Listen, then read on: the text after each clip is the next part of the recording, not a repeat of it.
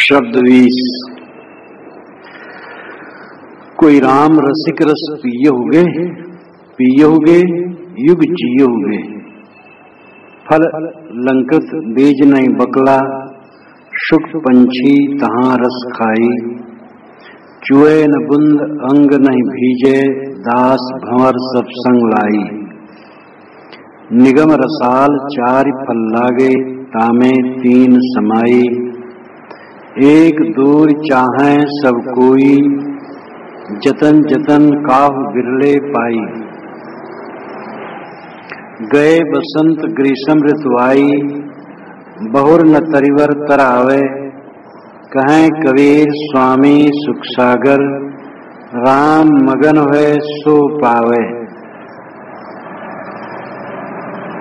जैसे कोई सभा हो और उस सभा में सद्गुरु पहुंचे हों और सभा के लोगों से उन्होंने पूछ लिया हो, कोई राम रसिक रस पियोगे? इस सभा में कोई राम का रसिक है? और अगर राम का रसिक है तो क्या राम रस पिएगा? अगर पिएगा तो निश्चित है युगानुयुग जिएगा। राम रस काम रस दो रस हैं संसार में। सब लोग रात दिन काम रस पीते हैं। राम रस का सौभाग्य बिरले को मिलता है। जो पुरुषार्थ करेगा उसी को राम रस पान करने का सौभाग्य मिलेगा। कामरस का अर्थ है सांसारिक इच्छाओं में पड़े रहना। आदमी सांसारिक इच्छाओं में उलझा रहता है। देह का अभिमान, काम भोग, स्त्री पुरुष के लिए, पुरुष स्त्री के लिए आकर्षित। धन भवन, जागीर, ऐश्वर्य, मान बढ़ाई, पद प्रतिष्ठा, जो कुछ अपना नहीं है उसी को अपने आप में आरोपित करके उससे सुख पाने की लालसा, ये काम रस है। और इसी से तृष्णा है, आशा है, पीड़ा है, संताप है। जो काम रस को छोड़ देता है वो राम रस पाता है। बाहर काम रस है, भीतर राम रस है। जहां तक मन का विस्तार है काम रस है, और जहां तक मन शांत हो गया, मन अपने वश में हो गया, मन स्थिर हो गया तो राम रस है। मन चलेगा तो काम रस है।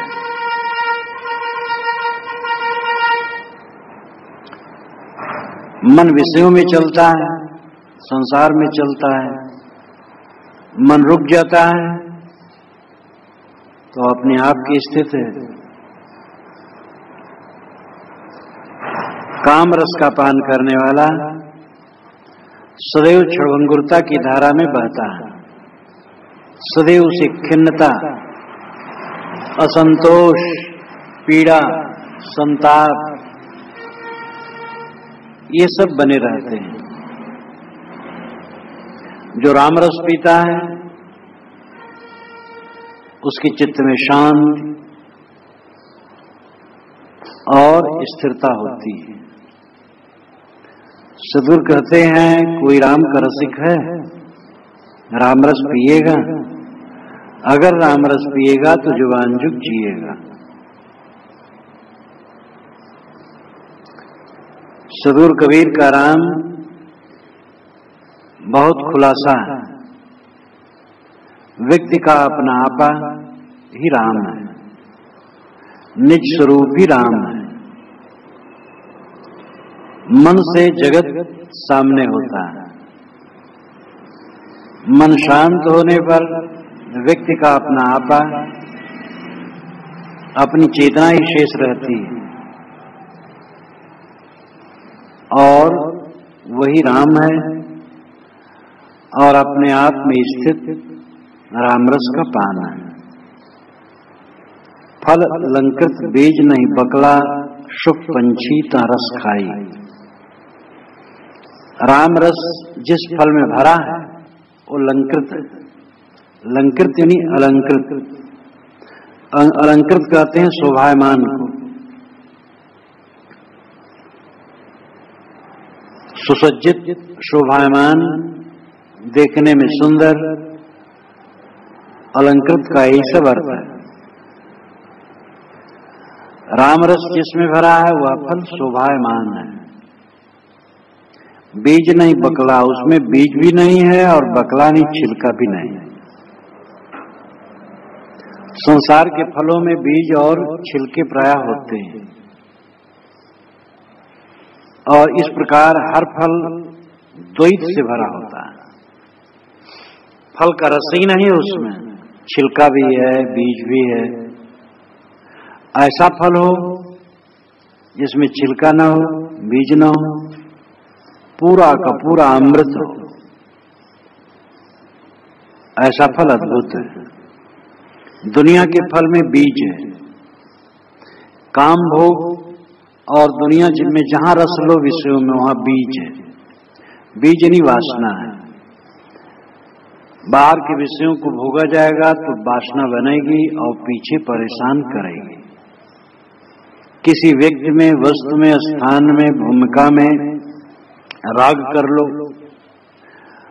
तो वही राग बीज बन करके पीड़ा देगा। कामरस में बीज है, वासना है जो पीछे परेशान करती है और बकला है, छिलका है, आवरण है। किसी भी इंद्रिय के भोग में लगने से जीव के ऊपर आवरण आता है। अपने आप के लिए बदहवासी आती है, स्वयं में जागृति नहीं रहती। चाहे जिस इंद्रिय भोग में जीव लगे वहां एक मूर्छा है, बदहवासी, अपने आप के भान से अलग हो जाना है। इंद्रिय के भोग जीव को अपने स्वरूप से पतित करते हैं और यही मानो संसार के फल में, कामरस के फल में बकला है, छिलका है, आवरण है। लेकिन रामरस जिस फल में है उसमें बीज भी नहीं है और छिलका भी नहीं है, यानी वासना भी नहीं और आवरण भी नहीं है। रामरस का पान करने वाला किस वासना में उलझेगा? राम स्वयं स्वरूप ही है। स्वयं स्वरूप में विश्राम रामरस का पान है तो इसमें कौन सी वासना रहेगी? कहां उसका बाहर मन खींचेगा? किसके लिए दीन होना पड़ेगा? तो स्वयं बादशाह है। तो रामरस के फल में बीज नहीं, वासना नहीं, भटकना नहीं, किंतु अपने आप में ही विश्राम है और उसमें बकला नहीं, छिलका नहीं, आवरण नहीं। रामरस का पान करते समय कोई मोह नहीं, कोई मूर्छा नहीं, कोई बदहवासी नहीं, हमारी अंतरात्मा बाहर बंधती नहीं, किंतु स्वयं में पूर्ण जागृत हो जाती है। इसलिए रामरस जिस फल में है वो वासना रहित और आवरण रहित है। वो अकेला है, पूरा का पूरा अद्वैत है। अद्वैत मतलब जैसे द्वैत न हो, जिसमें बीज है और छिलका है उसमें द्वैत है। जिसमें बीज छिलका कुछ नहीं, केवल रस रस है तो अद्वैत है। रामरस अद्वैत है। अद्वैत का मतलब उसमें द्वैत नहीं, दूसरा नहीं, केवल है, अकेला है। अपने अकेलेपन में स्थित हो जाना ही तो रामरस का पान है। जहां द्वैत है, जहां दूसरा है, वहीं रोग है। जहां स्वयं स्वरूप से अलग वस्तुओं के प्रति ममता है, इच्छा है, वासना है, वहीं पीड़ा है। शुक पंछी ता रस खाई। साहब कहते हैं वहां शुक पक्षी रस खाता है, शुक शुगा, और पंछी शुक जैसे हैं, जो शुक जैसे हैं वे उसका रस खाते हैं। फल का रस कौन खाता है?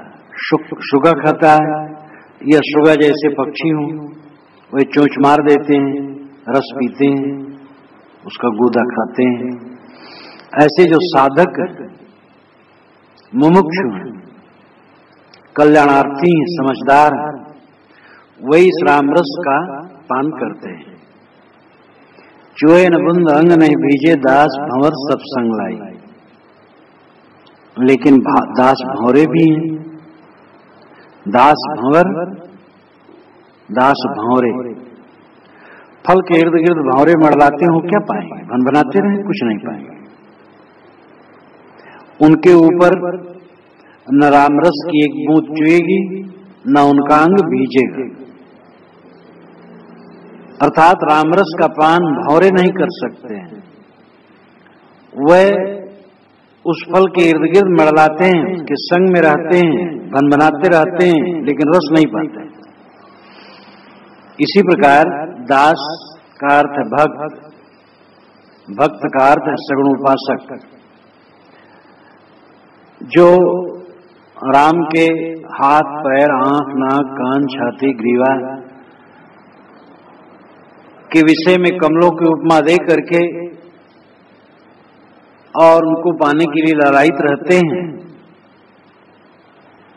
वे बेचारे भंवरे के समान बन बनाते रहते हैं। राम के इर्द गिर्द घूमते रहते हैं, लेकिन राम का स्पर्श नहीं होता है। राम का अखंड कीर्तन करते राम नाम का, और हरदम राम राम जपते हैं, लेकिन राम रस चख नहीं पाते, क्योंकि वे समझते हैं राम अलग है, और अभी तक दर्शन नहीं हुए, इतने दिन हो गए राम के दर्शन नहीं हुए, परेशान होते हैं, जिंदगी बीत जाती है। एक कृष्ण उपासक जो कि चैतन्य महाप्रभु के गुरु भाई के शायद गुरु थे, वृंदावन में रहते थे, बूढ़े हो गए, मरने लगे, तो छटपटाने लगे और कहें कि हे भगवान कृष्ण, आपके लिए हम घर द्वार छोड़ के आए, और भी जगह छोड़ के आए, वृंदावन में निवास कर रहे हैं, आप दर्शन नहीं दिए, मरते समय तो दर्शन दे दिए, छटपटाएं। तो उनके शिष्य ने कहा, महाराज अरे शरीर ही वृंदावन है, आत्मा ही कृष्ण है, आप कहां बाहर सोच रहे हैं? तो उन्होंने कहा कि है कोई नहीं, इसको दूर करें, क्योंकि वो भावुक थे, मानते थे कि हम छटपटाएंगे तो दर्शन दे देंगे। इस प्रकार की बदहवासी करने वाले आज भी हैं। तो दास भंवरे, भक्त भंवरे, जो हाथ पैर वाले किसी परमात्मा के दर्शन करना चाहते हैं, उनकी आशा तो निराशा ही है।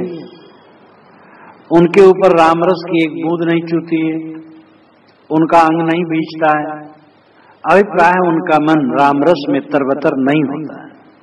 वे राम राम कहते तो हैं, लेकिन राम तत्व तो समझते ही नहीं। वासना छोड़ दे, मोह छोड़ दे, अपने आप में स्थित हो जाए, बस राम रस में डूब गया। और बाहर खोज रहे हैं, बाहर खोज करके मिले भी तो आंख से दिखाई देगा, तो रूप होगा। गो गोचर जहां लग मन जाई, सो सब माया जाने हो भाई। गो यानी इंद्रियां, और गोचर यानी पांचों विषय, और जहां तक मन जाए सब माया है। लेकिन इस चीज को नहीं समझ पाते हैं। निगम रसाल चार फल लागे, तामे तीन समाई, एक दूर चाहे सब कोई, जतन जतन काहु बिरले पाई। निगम कहते हैं वेद को, रसाल कहते हैं आम के पेड़ को। निगम रसाल, वेद रूपी आम के पेड़ में चार फल लगे, अर्थ धर्म काम मोक्ष। तामे तीन समाई, उसमें तीन समाई सामान्य साधारण, अर्थ धर्म और काम। एक दूर चाहे सब कोई, और एक मोक्ष है, वो दूर है। चाहे सब कोई, लेकिन उसको सब चाहते हैं। परंतु जतन जतन काह बिरले पाई, जतन पुरुषार्थ करते करते कोई बिरले पाता है। निगम रसाल चार फल लागे। लोग कहते कबीर साहब ने वेदों का खंडन किया है, वेदों का खंडन करते तो यहाँ इतना आदर कैसे देते। निगम रसाल चारों वेद आम के वृक्ष हैं और उसमें चार फल लगे हुए हैं, अर्थ धर्म काम मोक्ष। चारों पुरुषार्थों की समग्रता वेदों में है, इतना आदर साहब देते हैं वेदों को। लेकिन उसमें तीन तो सामान्य है, अर्थ धर्म काम। वास्तव में पुरुषार्थ दो ही है। पुरुषार्थ नाम पुरुष का प्रयोजन, पुरुष नाम चेतन, पुरुष हेते पुरुष। शरीर रूपी पुर में जो शयन करता वो आत्मा पुरुष है और उसका अर्थ प्रयोजन दो है, काम और मोक्ष। अर्थ और धर्म उसके सहायक है। काम का सहायक अर्थ है और मोक्ष का सहायक धर्म है।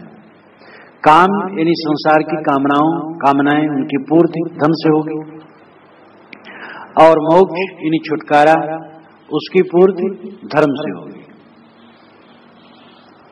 लेकिन जो परम पुरुषार्थ है केवल मोक्ष है। इसीलिए साहब कहते एक दूर, एक जो मोक्ष है वो दूर है। अर्थ धर्म काम ये सामान्य है, लेकिन एक मोक्ष दूर है। दूर क्यों है? क्योंकि हमारी आदत उल्टी है। दूर तो कुछ नहीं, वो स्वयं है। जाने बिना दूर, जाने को नजदीक, देखो निरंतर में अप्रोक्ष तस्दीक। तो नहीं जानता, आसक्त है इसलिए दूर है, और दूर नहीं। दूर क्यों कहा साहब ने? क्योंकि हमारी आसक्ति है विषयों में, इसलिए दूर लगती वो चीज। बीड़ी छोड़ के रहना चाहिए, ये बीड़ी पीने वाला नहीं समझ सकता है, बहुत कठिन काम है। जो बीड़ी नहीं पीता उसके लिए बड़ा सरल है। बीड़ी पीने वाला भी बीड़ी छोड़ दिया, तो छोड़ देने के बाद जब आसक्ति मिट गई तो बीड़ी छोड़ के रहना बड़ा सरल है।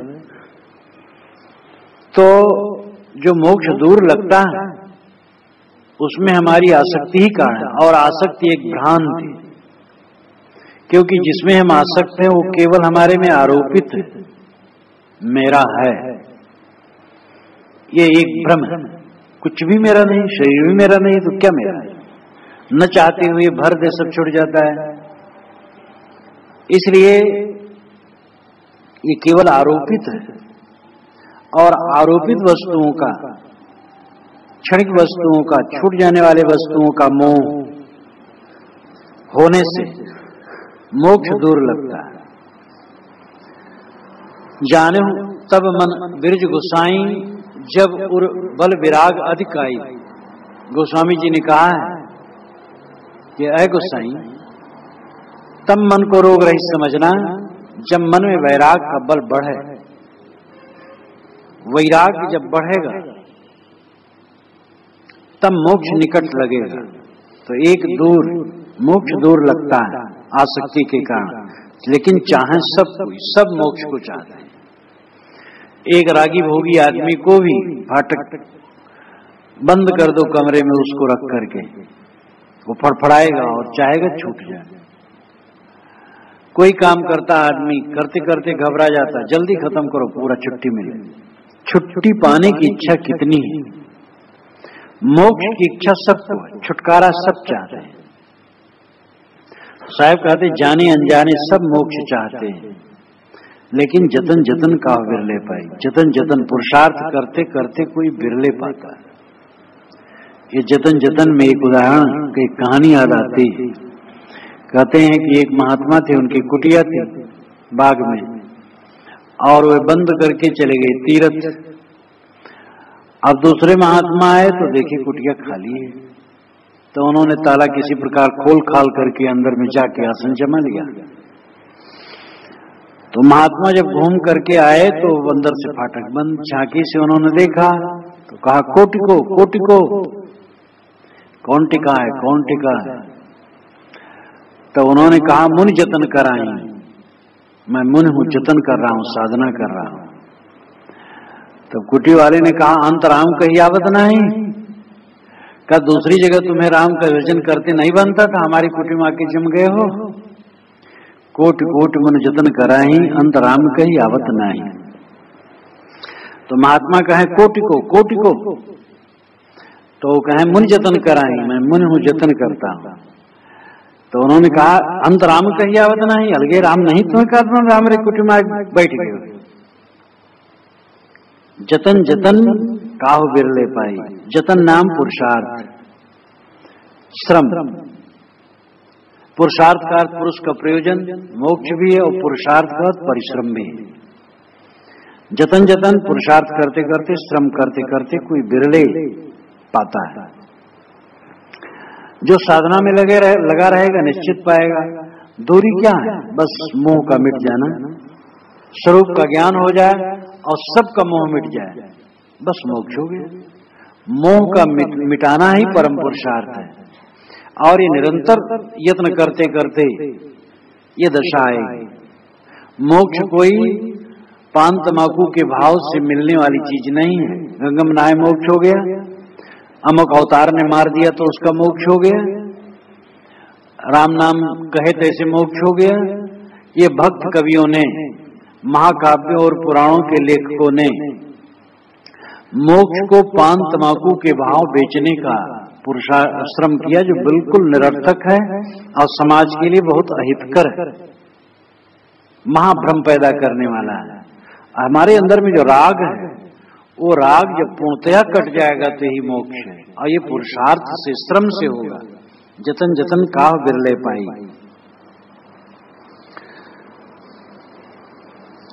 जो निरंतर श्रम करता जाएगा, न उगताए मन से, एक रस साधना में लगा रहेगा, उसका मन निर्मल हो जाएगा। गए बसंत ग्रीष्म ऋतु आई, बहुर न तरिवर्तर आवे। साहब कहते हैं बसंत चले जाने पर ग्रीष्म ऋतु आती है। बसंत, चैत, वैशाख, जब ये ऋतु चली गई तब ग्रीष्म ऋतु, गर्मी ऋतु आ गई। बहुर न तरिवर्तर आवे, फिर आदमी तरिवर्तर पेड़ के नीचे नहीं आता। बसंत है जवानी, गर्मी है बुढ़ापा। जवानी चली गई, बुढ़ापा आ गया, शरीर छूट जाने का समय आ गया। बहुर न तरिवर्तर आवे, ये जीव फिर इस मनुष्य शरीर में कब आता है कोई नहीं जानता।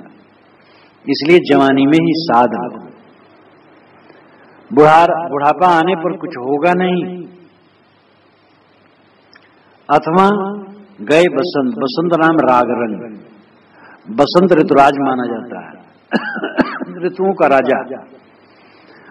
और बसंत में कामी लोग उल्लसित होते हैं, लेकिन बसंत में वैराग्यवान का वैराग बढ़ता है।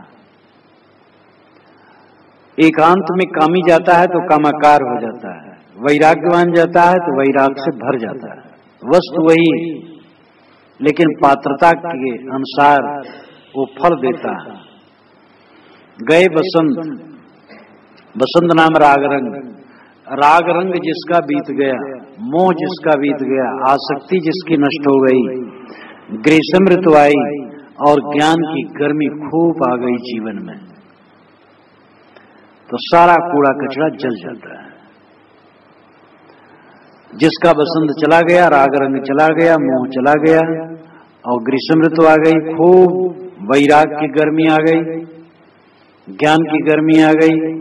बहुर न तरिवर्तर आवे, फिर वो तरिवर्तन नहीं आता है। बहुर नाम फिर वो तरिवर्तर वृक्ष के नीचे नहीं, शरीर वृक्ष के नीचे नहीं आता है, अथवा संसार वृक्ष के नीचे नहीं आता है। वो दुनियादारी में फिर नहीं फंसता है। काटे आम न मोर से फाटे जुटे न कान। जिसका राग रंग बीत गया, ज्ञान की प्रचंड गर्मी जीवन में हो गई, वो संसार वृक्ष के नीचे नहीं आता है, उसका कल्याण हो जाता है। कहे कबीर स्वामी सुख सागर, राम मगन हुए सो पावे। साहब कहते हो स्वामी और सुख का सागर है। जो इंद्रिय मन को जीत लिया, वासनाओं को जीत लिया, वही तो स्वामी है और वही सुख का सागर है। जिसके हृदय से सुख की कामना मिट गई, वही सुख का सागर है। जिसके हृदय में सुख की लालसा है विषयों से, वही दुख का सागर है। सुख चाहो और दुख भोगो, सुख की कामना बिल्कुल मिट जाए, बस सुख का सागर। ये दशा कैसे आती है? साहब कहते राम मगन होए सो पावे। जो राम में मगन होगा वह इस स्थिति को पाएगा। मगन होना नाम डूब जाना, लीन रहना। बाढ़ आने पर कहते हैं सब जलमग्न हो गया, यानी जल में डूब गया। तो मग्न का अर्थ होता है डूब जाना। जो राम रस में निरंतर डूबा रहेगा उसको ये दिव्य स्थिति मिलेगी। विषय वासना की पूर्ण निवृत्त हो जाने पर इस प्रकार कोई राम रस में डूब सकता है। तो सदगुरु कहते हैं कि भाई सभा में कोई राम का रसिक है, और अगर राम का रसिक है तो क्या राम रस पिएगा? और अगर पिएगा तो पक्का है कि जुगानजुग जिएगा। जुगानजुग जीने का मतलब है अमरत्व पाएगा, नित्य स्थिति उसकी होगी। इस जीवन में वो निर्भय हो जाएगा, छूटने का भय खत्म हो जाएगा, क्योंकि कुछ छूटने वाला नहीं है मेरा। जो छूटने वाला वो केवल आरोपित है कि मेरा है, और जो मेरा है वो तो केवल राम है, निस्वरूप है, और वो छूटने वाला नहीं है। तब उसको भय कहां? इस प्रकार सदगुरु इस 20वें शब्द में हमें रामरस का पान कराते हैं, और जो साधक विषय वासना को छोड़ देता है, जिसकी दृष्टि में विषय फीके हो जाते हैं, वह रामरस का पान करता है। शब्द 21।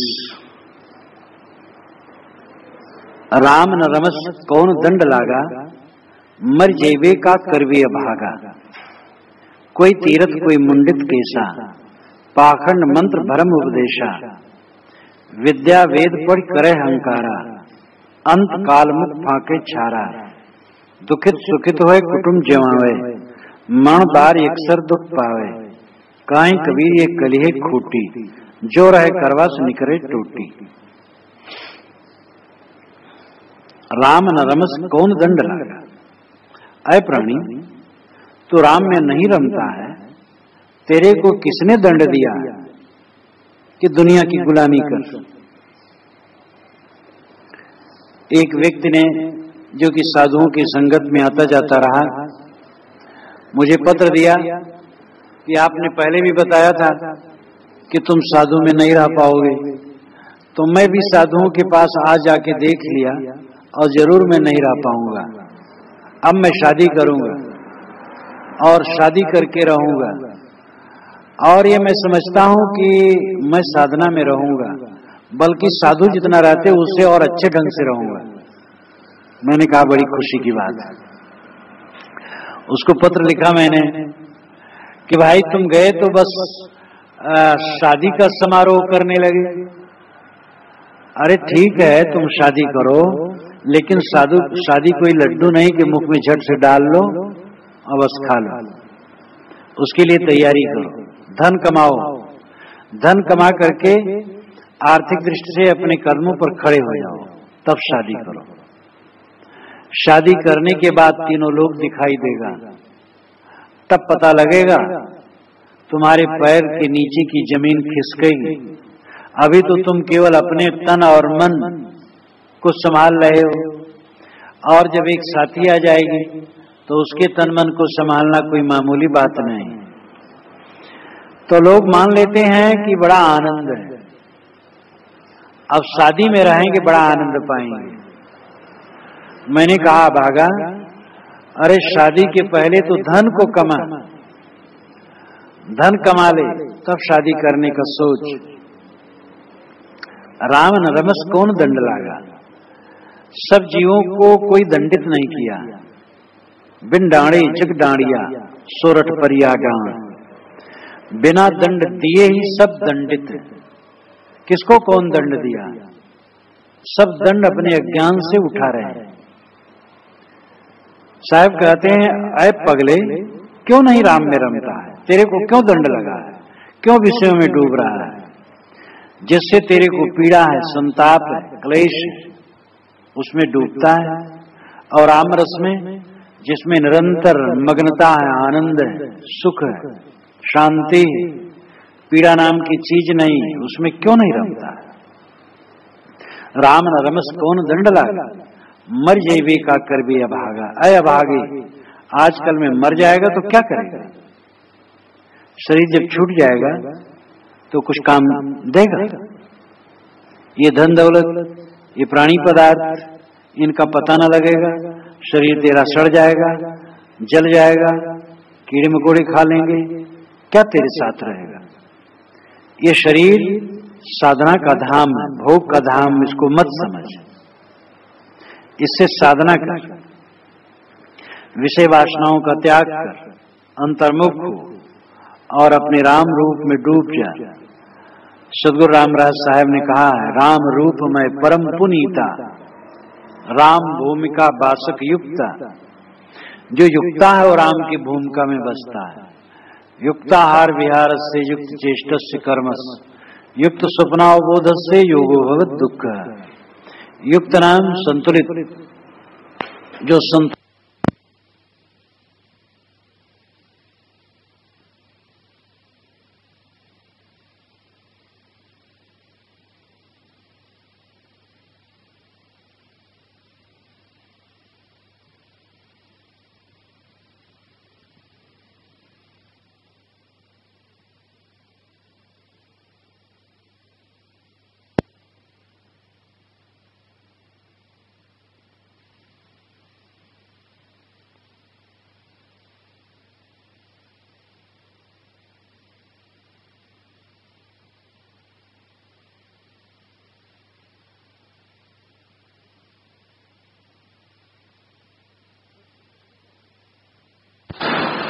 जो संतुलित है वह रामरस पीता है। कोई तीर्थ, कोई मुंडित केशा, पाखंड मंत्र भर्म उपदेशा। कोई तीर्थ में जाकर के समझते हैं कि हम राम को पा जाएंगे या मोक्ष हो जाएगा।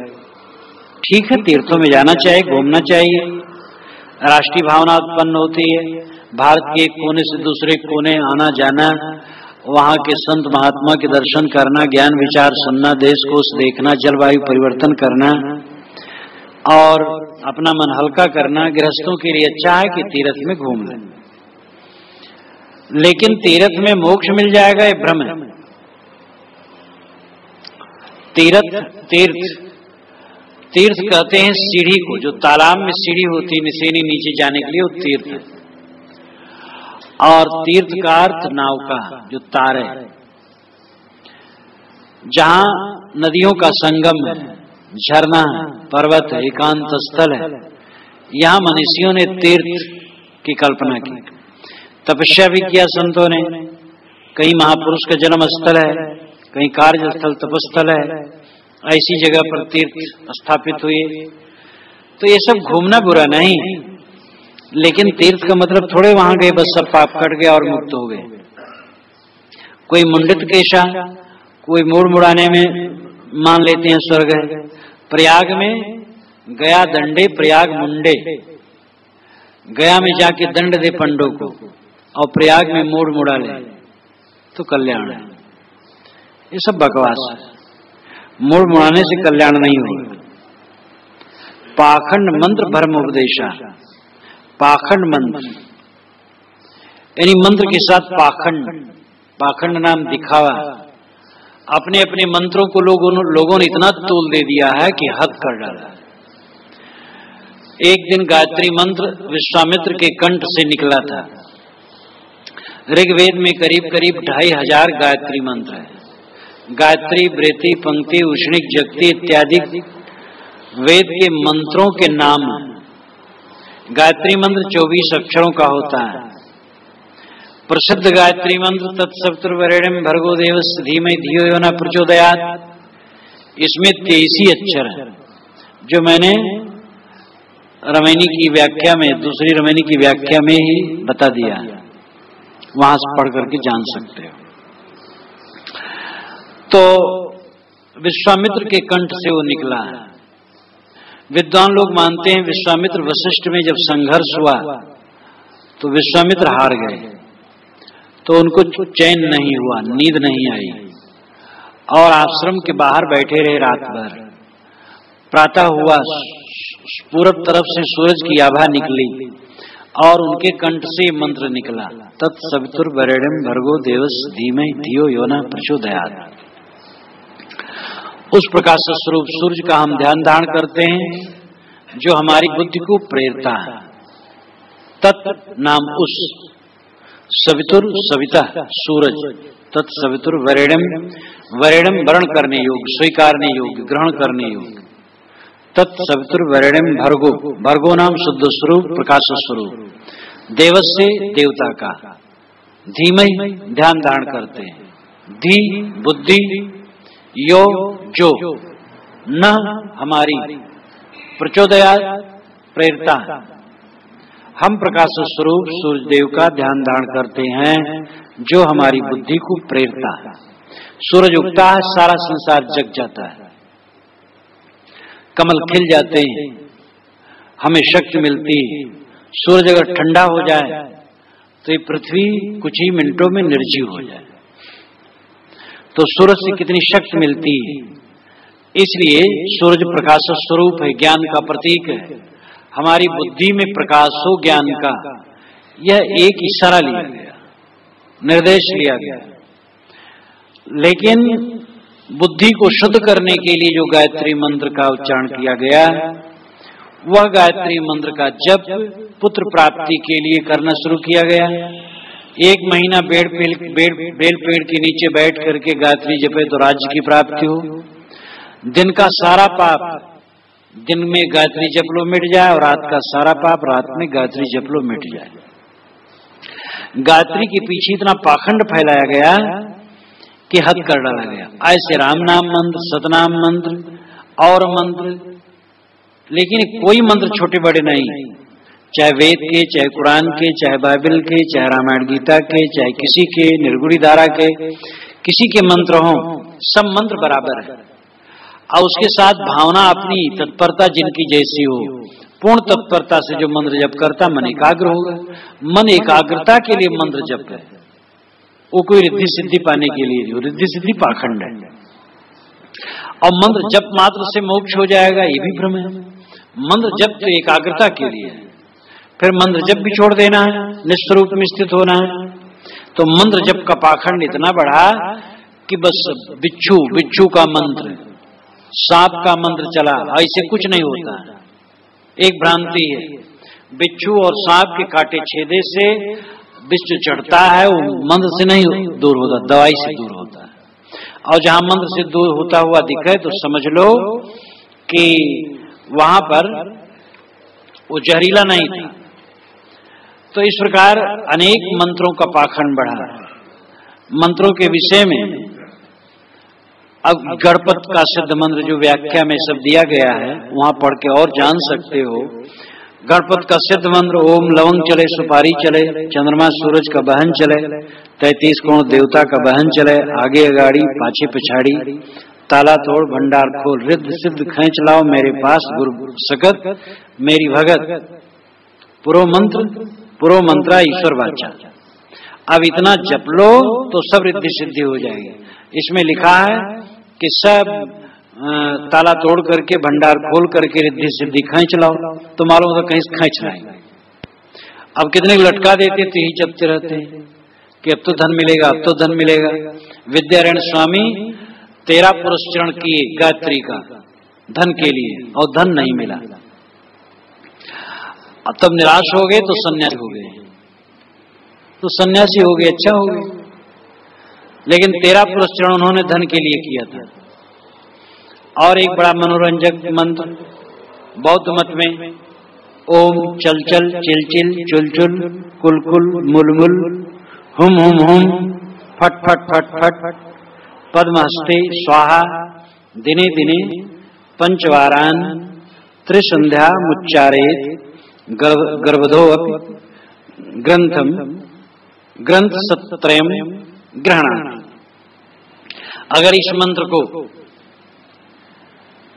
5 दिन बराबर जपता रहे और तीनों टाइम जपे तो गधा भी हो तो 300 पुस्तकों का ज्ञान उसे हो जाएगा। गधा मतलब गधा के समान बुद्धि हो, बहुत मोटी बुद्धि वाला हो, और 5 दिन तक तीनों टाइम इसको जपता रहे, तो फिर वो 300 ग्रंथों का विद्वान हो जाएगा। कितनी मूर्खता की बात है। ऐसे बहुत से मंत्र हैं जो एक भ्रांति है। साहब कहते पाखंड मंत्र, भ्रम उपदेश, भ्रम का उपदेश, भ्रम का उपदेश, धोखाधड़ी, चमत्कार डाल करके हमारा जो महापुरुष है वो ईश्वर का दूत है, हमारी पुस्तक ईश्वर की भेजी हुई है, हमारा संप्रदाय ईश्वर प्रदत्त है, जो इसमें चलेगा उसी कल्याण होगा, बाकी नरक हो गया। ये भ्रम का उपदेश है। हमारा महापुरुष अवतार है, हमारा महापुरुष ईश्वर का पुत्र है, हमारे मार्ग से ही मोक्ष होता है, और आदि गुरु ने हमारी ही परंपरा को मोक्ष की ठेकेदारी दी है, दूसरे परंपरा को नहीं। ये सब धोखा है। तो भ्रम का उपदेश लोग देते हैं, यानी भ्रांतिपूर्ण उपदेश देते हैं।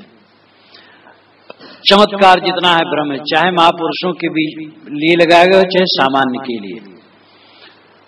तो इन सब से विवेकवान को सावधान होना चाहिए। विद्या वेद पढ़ करे हंकारा। साहब कहते ये राम रस पान में रोड़ा है। तीरथ की बहुत महिमा, मूड मुड़ाने की महिमा, और मंत्र के पाखंडों का विस्तार और भ्रम उपदेश, ये सब राम रस पान के रास्ते में रोड़े। जो इन सब में उलझ जाएगा वो रामरस का पान नहीं कर सकता है। मंत्र में उलझ गया, भ्रांतिपूर्ण उपदेशों में उलझ गया, पोथी पुराणों के पाखंडपूर्ण तमाम भ्रांति की कथा कहानियों में उलझ गया। अब एक चोर था, शिवलिंगी के ऊपर कलश टंगा हुआ था, कलश चांदी का था। तो चोर आया, कलश को उतारना चाहा, तो ऊंचा था, तो शिव जी की लिंगी पर पैर रख करके चढ़ गया, बस उतार लिया। बस शिव जी प्रकट हो गए। शिव जी समझे कि ये मुझे समर्पित कर दिया, हम मुझे चढ़ गया मेरे ऊपर, तो उसको वैकुंठ धाम में अपने शिवलोक में ले गए। लेखकों को कोई अकल नहीं कि शिव को हम अल्पज्ञ सिद्ध कर रहे हैं कि सर्वज्ञ सिद्ध कर रहे हैं। एक बूढ़ा मुसलमान था, टट्टी कर रहा था, सुअर आया, उसको ढकेल दिया, तो कहा हराम, गाली दिया। इतने हम राम आ गए, उसको स्वर्ग ले गए, कहे हा राम, ये पुकारा, वो मर गया वो मुसलमान। यमदूत कहे महाराज ये हराम कहा, गाली दिया, कहे नहीं वो तो मेरा नाम लिया। अब राम को ये भी समझ नहीं थी कि ये गाली दिया है कि मुझे पुकारा है। भक्त लोग इस प्रकार राम को सिद्ध कर देते हैं।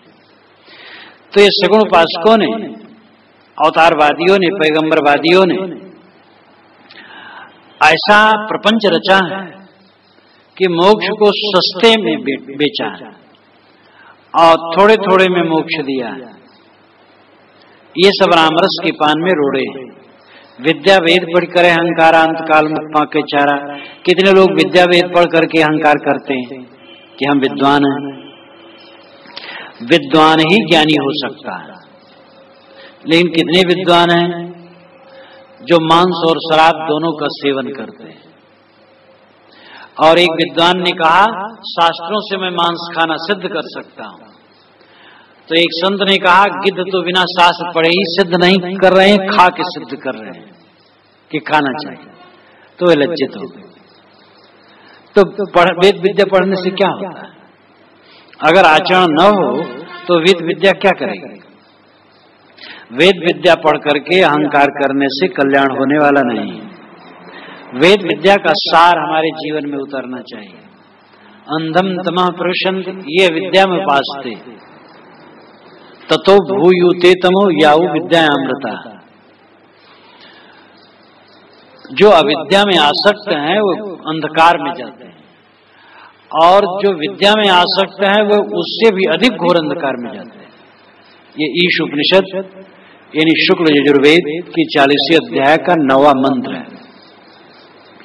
अंधम तमः प्रविशन्ति ये विद्या में उपासते ततो भूयुते तमो याऊ विद्या अमृता।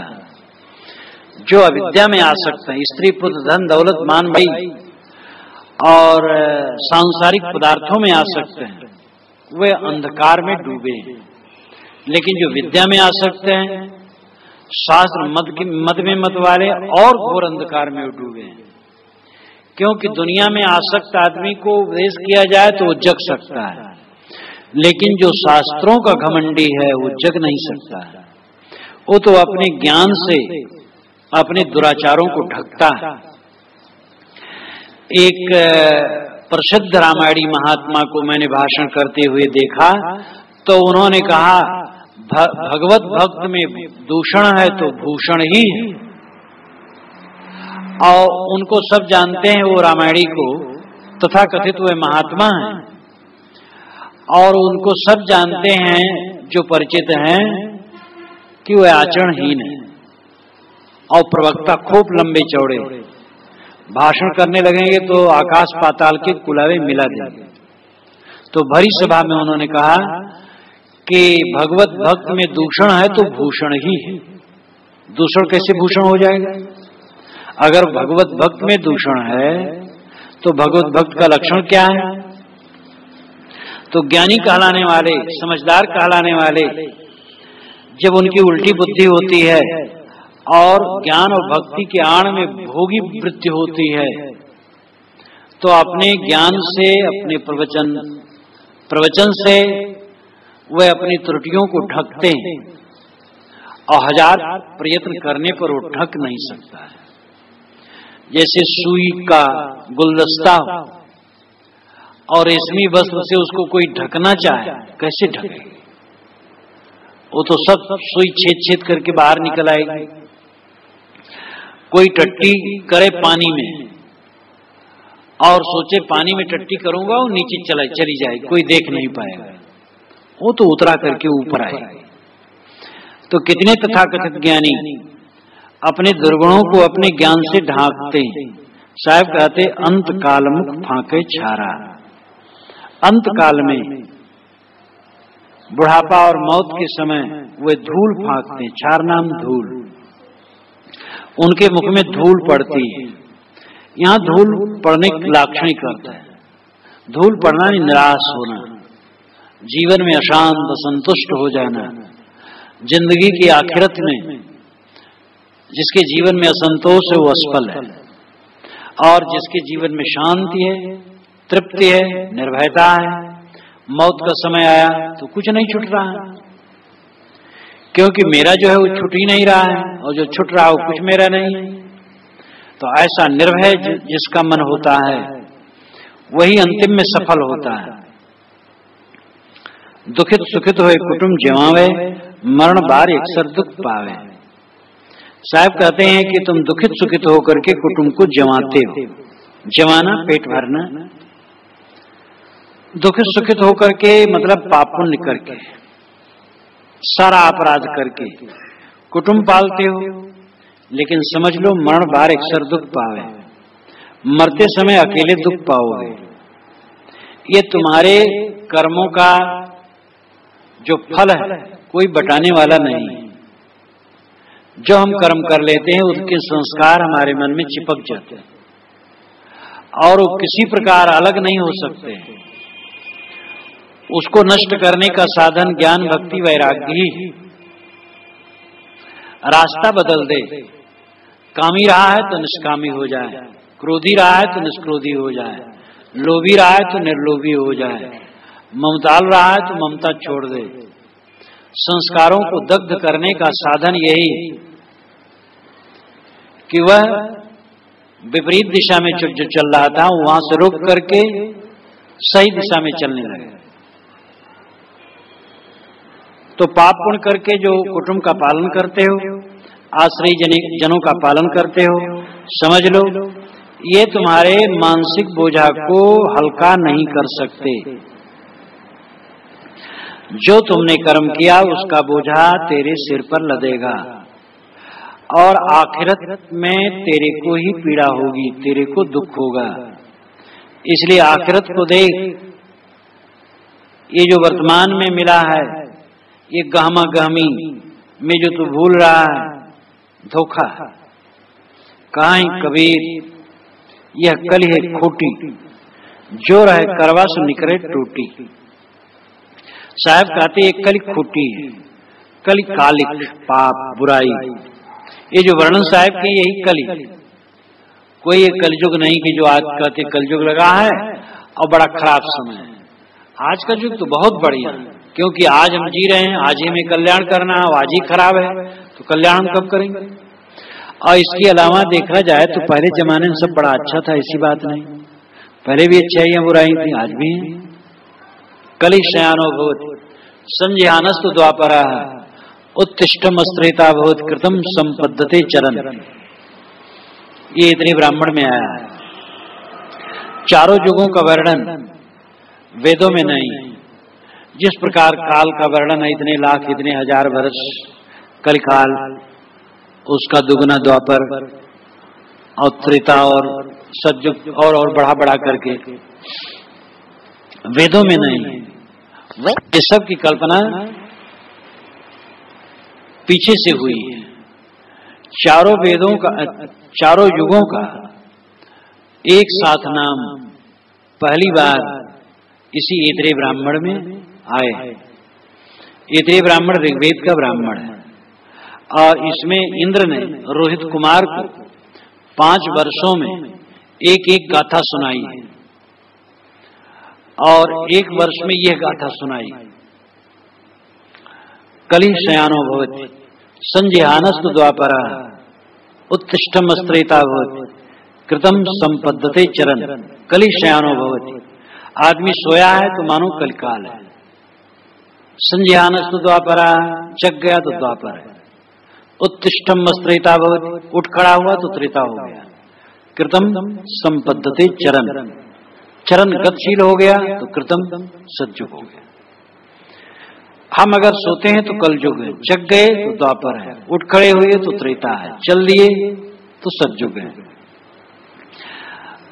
हमारा जग जाना ही हमारे लिए कल्याणकारी है। तो साहब कहते हैं कल है खोटी, कल कालिमा, पाप, बुराई, आसक्ति, मोह, ममता, दुनिया का कूड़ा कबाड़ कली। दुनिया कूड़ा कबाड़ का मतलब है दुनिया का मोह। कूड़ा कबाड़ ये बाहर का कूड़ा कबाड़ नहीं, ये कूड़ा कबाड़ का मोह महाकूड़ा कबाड़ है। भव सागर से तरना, बाहर भव सागर थोड़े है। जो मोह है वही भव सागर है, मोह को उतर गया वही भव सागर को उतर गया। तो साहब कहते हैं कल खोटी, जो रहे करवा से निकले टूटी, जो रहे करवा से निकले टूटी। इतना वाक्यांश कर्म सिद्धांत को समझने के लिए बहुत है। करवा और घड़ा में अंतर है। करवा उसे कहते जिसमें टूटी हो। साहब शब्द चयन भी खूब बढ़िया करते हैं। वो कितना विज्ञ थे, कितना जानते थे, सामान्य बातें, विशेष बातें, सब बातें। करवा उसे कहते हैं जिसमें टोटी लगी हुई। एक टोटी, कई टोटियां भी होती हैं। 27 जब पूजाया जाता है तो 27 टोटियों का करवा बनता है। करवा की चारों तरफ टोटियां, 27 टोटियां होती हैं। तेल भरा जाता है, पूजा के समय घुमा करके उसमें गिराया जाता है। और एक टोटी का करवा तो प्रसिद्ध ही है। जो रहे करवा से निकले टोटी। करवा में जो रहेगा, घड़े में जो रहेगा वही टोटी से निकलेगा। करवा में पानी भरा है तो टोटी से पानी निकलेगा, दूध भरा है तो दूध निकलेगा, खून भरा है तो खून निकलेगा। ये हमारा अंतःकरण करवा है और मनवाणी टोटी है। जो हमारे अंतःकरण में भरा होगा वही तो बाहर निकलेगा। जो हम करेंगे वही तो भरेंगे। करें कुछ भरें कुछ, ये होने वाला नहीं। इसलिए किसी को चाहिए अपने को ठगे ना, भूले ना, जोशा जोशी में कोई ऐसा काम न करे जिससे मन मलिन हो। ऐसा वचन न बोले जिसमें अहंकार हो। अहंकार पूर्वक बोल करके अपने मन में थप्पा न लगाओ। किसी के प्रति वैमनस्य और आग्रह करके अपने मन में दाग न लगाओ। किसी के साथ गलत व्यवहार करके अपने मन में दाग न लगाओ। एक एक क्षण सावधान रहो, कदम कदम सावधान रहो। जो तुम करते हो उनके संस्कार मन में अंकित हो जाते हैं। और वो सहज मिटने वाले नहीं हैं। जोश में कर्म कर लेना तो देरी नहीं लगती, लेकिन उन कर्मों के संस्कार को धोना ये मामूली नहीं, बहुत मुश्किल है। बड़ी साधना पुरुषार्थ से वो मल धुलते हैं। इसलिए इतनी सावधानी चाहिए उठते बैठते चलते फिरते कि कहीं हम भटक न जाएं। क्षण मात्र के लिए कहीं मोह की उसका संस्कार मन में आ जाएगा और नाहक में वो परेशान करेगा। कोई संसार का प्राणी पदार्थ सामने आएगा और जाएगा, क्या धरा? अनुकूल सिर भी रहने वाले नहीं। अपनी ही मानी गई जवानी शरीर में नहीं रह जाती। जिन क्षणिक पदार्थों के संगम में हम भूल जाते हैं और संग दोष में पड़ करके विकार बना लेते हैं, वह सब क्षणिक। संग दोष से विकार आते हैं, संग दोष से मन मैला होता है। किसी मोहक माने गए प्राणी पदार्थ की संगत में पड़े, मन चल गया, और वहां से अलग हो तो शांत है। तो संग दोष से विकार आता है। संग दोष में सावधान रहना चाहिए। किसी का मकान, किसी की गाड़ी, किसी का घोड़ा, किसी की संपत्ति, किसी की जवानी, किसी की चमक दमक, किसी के टेढ़े मेढ़े बाल, ऐचे खैचे कपड़े, और किसी का रूप सौंदर्य और कुछ देख करके मन चल गया तो अपने को खराब कर दिए। हमारी यही दरिद्रता, हमारी बादशाहत है, कहीं मन न चले, अपने आप में रहे। हम बादशाह बिना पैसे के बादशाह हो सकते हैं। जिसने इच्छा को जीता, मन को जीता, वो बादशाह है। और जो इंद्रियों के पीछे दौड़ता है, जो देखा सुना जहां जहां गए अपन को खोए होते ही फंदे को फंदा। तुम जहां जहां गए अपन को खो दिए और उसी फंदे में फंस गए। तो हम अपन को न खोए, हम अपने चित्त को निर्मल करें, शुद्ध करें। जीवन की असली कमाई यही है, चित्त को साफ करना। कोई हमें गाली दे, हम गाली न दे। कोई हमसे बैर करे, हम बैर न करें। कोई हमारा अपमान करे, निंदा करे, हम उसका अपमान और निंदा न करें। कोई हमारा नुकसान करे, हम उसका नुकसान न करें। हमारा नुकसान करके कोई क्या करेगा? भौतिक पदार्थ का नुकसान करेगा, लेकिन हम दूसरे का नुकसान करेंगे, हम दूसरे से राग द्वेष करेंगे तो हमारा मन मैला होगा। और मन मैला होने का मतलब है बहुत बड़ा नुकसान कर लेना। जो रहे करवा से निकले टोटी। साहब कहते हैं जो करवा में है वही टोटी से निकलेगा। इसलिए करवा में ठीक चीज रखो, तब टोटी से ठीक चीज निकलेगी। मन को पवित्र रखो, तब परिणाम अच्छा होगा। इसलिए साहब कहते हैं अय भागे, आजकल में तू मर जाएगा। तेरे को किसने दंडित किया है? तू माया मोह में क्यों दंड सा रहा है? क्यों नहीं राम में रम रहा है? राम न रमस कौन दंड लागा, मर जैवी का कर भी अभागा। साहब फटकारते हुए कहते अय मूर्ख, अय भागे, तू माया मोह में आसक्त है, राम में रम। और देख ये तीर्थ में, मुड़ मुड़ाने में, और पाखंड मात्र के मंत्र में, भ्रम के उपदेश में, विद्या वेद के अहंकार में, और परिवार कुटुंब के पालने पोषने में जो तू भूला है और अपने आप को खो रहा है, अपने कल्याण का काम नहीं कर रहा है, ये तेरे जीवन का धोखा। शुभ और अशुभ, ये तीर्थ इत्यादि तो शुभ है, लेकिन उसी को सब कुछ मान करके तो राम तक नहीं पहुंच सकता है। राम तक पहुंचने के लिए सब छोड़ देना पड़ेगा। सबका मोह जहां मिट जाता है तब राम तक पहुंच होती है। वो राम तेरा स्वरूप है।